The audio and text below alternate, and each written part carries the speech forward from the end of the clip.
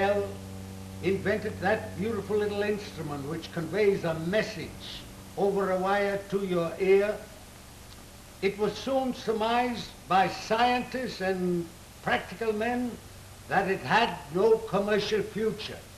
It wanted a mate. It wanted a transmitter.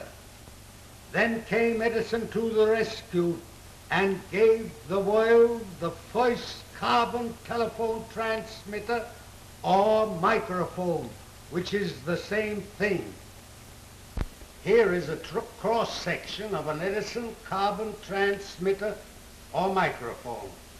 Here we see the carbon button, and when one talks into it, the effect of the voice presses more or less and changes the resistance. That's the way it is done still today. Do you know that every time you take a telephone into your hand and begin to talk, hello, hello, hello, you are talking into the Edison carbon telephone transmitter. You listen with the bell. All telephone companies in this world are based upon two primary pieces of apparatus: the Bell receiving telephone and the Edison transmitting telephone.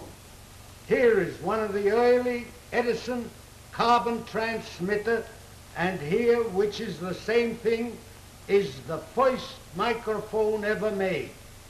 This is one of the great contributions to radio.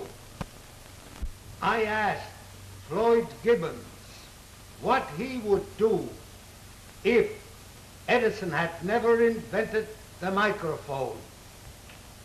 Well, said Floyd, in that case, I suppose I would have to earn an honest living.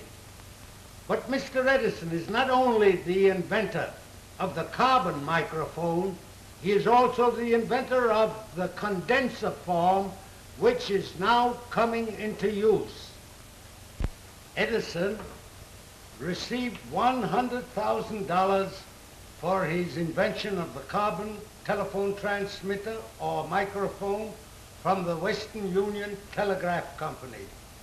They in turn later on passed it over to the Bell Telephone Company and received about 25% royalty rights on the profits.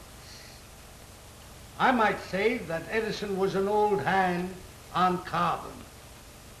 Way back in Newark yet, he worked on carbon with the object of using it for chemical and electrical purposes. I have here two Edison carbon resistances made in Newark at the time. The object was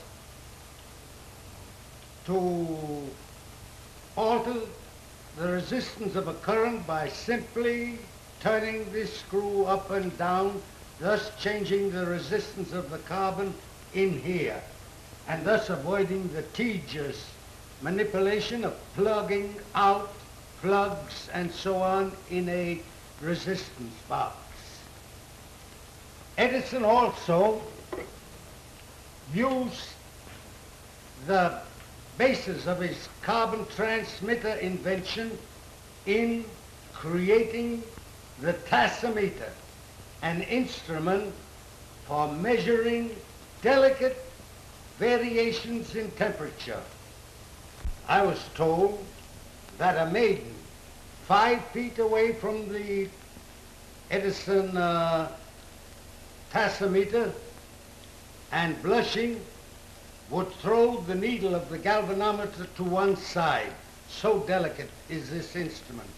Edison also measured the heat of stars with the same. Here we have another variation of the tachometer under the name of odoscope. The odoscope detects delicate odors. I have here some of the old implements and apparatus with which Edison experimented with while making the buttons for the carbon transmitter. He used different substances: graphite, granulated graphite, carbon, carbon mixed with other things. With this instrument and the weights here, he would cause a pressure and see how much they would deviate on the galvanometer. Here again is another instrument in which the carbon button was placed inside, and then it was used in talking to see how the galvanometer was affected. Here we have the buttons as they were eventually made and used in the early telephone transmitter. They are of pure carbon, made from smoking kerosene lamps. They were sent to the Western Union in this form, in boxes like this, embedded in cotton batting, with another layer of batting on the top, and then the cover securely put on. This is the old carbon house where Edison used to make the buttons, the carbon buttons, for his telephone transmitter. As you see here, there is a battery of kerosene lamps smoking. That smoke deposits carbon on the cylinders, which the operator then scrapes off and puts in the box. He then weighs out each portion of the button and takes then each portion and puts it in the press and presses it around so that the button is formed. This place was once operated by Alfred Swanson, our night watchman at Menlo Park, New Jersey.